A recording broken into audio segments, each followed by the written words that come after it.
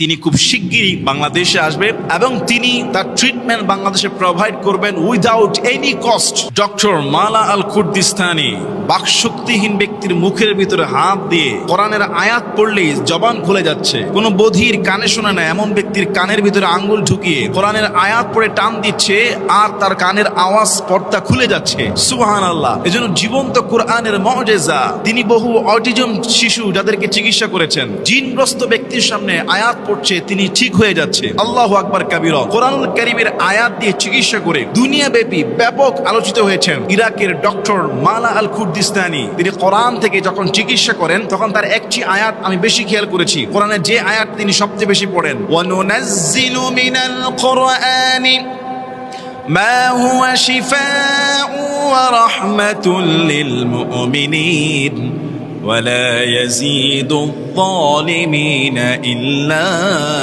خسارا।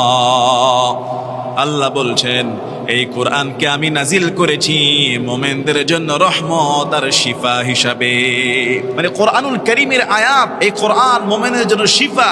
এটা বাস্তব জ্বলন্ত মুজিজা প্রমাণ দেখছি। ডক্টর মালা আল কুর্দিস্তানি যখন এই আয়াত পড়ে কোন বধির ব্যক্তির কানের মধ্যে ফু দিচ্ছে, কানের আওয়াজ খুলে যাচ্ছে। সুবহানাল্লাহ। বাকশক্তিহীন, কথা বলতে পারে না এমন ব্যক্তির মুখে হাত রেখে তিনি কোরআনের আয়াত পড়ছেন। মুহূর্তের মধ্যে সেই ব্যক্তি বলছে লা ইলাহা ইল্লাল্লাহ।